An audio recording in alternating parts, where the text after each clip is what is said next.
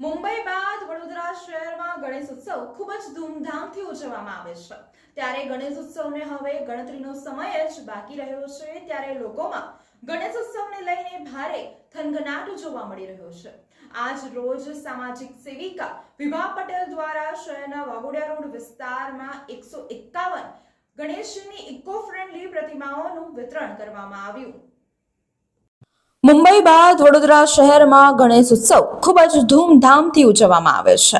એટલે ગણેશ ઉત્સવને હવે ગણતરીના દિવસો જ બાકી રહ્યા છે। ત્યારે વડોદરા શહેરમાં ગણેશ ભક્તોમાં ભારે ઉત્સાહ જોવા મળી રહ્યો છે। સાથે જ ગણેશ ભક્તો ગણપતિની સ્થાપનાને લઈને ખૂબ જ થનગનાટ પણ જોવા મળી રહ્યો છે। ત્યારે વડોદરા શહેરની દીકરી વિભા પટેલ દ્વારા છેલ્લા 4 વર્ષથી ગણેશજીની પ્રતિમાનું વિતરણ કરવામાં આવી રહ્યું છે।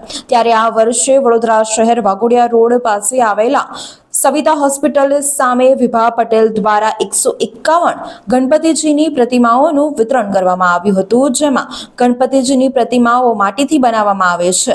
સાથે પર્યાવરણ અને જળચર જીવોને નુકસાન ન થાય તે માટે ઇકો ફ્રેન્ડલી ગણપતિજીની પ્રતિમાઓ બનાવવામાં આવે છે અને રંગનો પણ ખૂબ જ નહિવત ઉપયોગ કરવામાં આવે છે। મધ્યમ વર્ગના પરિવારના લોકોને નિઃશુલ્ક ગણપતિજીની પ્રતિમાઓનું વિતરણ કરવામાં આવે છે। વિભા પટેલ દ્વારા ગણેશ સ્થાપના માટે આ પ્રતિમા પહેલા 15 દિવસ બુકિંગ શરૂ કરવામાં આવે છે, જેથી ગણેશ ભક્તોને મનગમતી ગણેશજીની પ્રતિમા મળી રહે આ ઉમદા કાર્ય કરવામાં આવે છે। વધુમાં વિભા પટેલ દ્વારા જણાવવામાં આવ્યું કે કાર્યક્રમ આજનો એવું છે કે આપણે 7મી સપ્ટેમ્બરે ગણેશ ચતુર્થી છે, તો એના નિમિત્તે હું દર વર્ષે જે ગણપતિની માટીની મૂર્તિ આપું છું સેવાર્થે, એમાં આજના 5 તારીખના સપ્ટેમ્બરના સવારે અત્યારે કાર્યક્રમ રાખ્યો છે કે જે લોકોએ નોંધાવેલી છે મૂર્તિઓ એ લોકો આજે અહીંયા મારે ત્યાંથી ગણપતિની મૂર્તિ લઈ જશે। કેટલી મૂર્તિ બનાવી છે? 151 મૂર્તિ આપવાનો સંકલ્પ છે આ વખતનો। હવે જોઈએ છીએ કે 151થી વધશે તો અમે થોડું એ બી એડવાન્સ રાખ્યું છે કે લોકો ખાલી હાથે ના જાય મારા ત્યાંથી।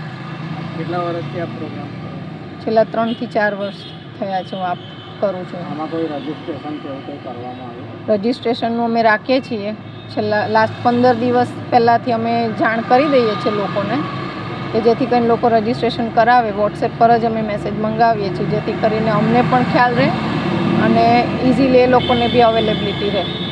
શું નામ? વિભા પટેલ।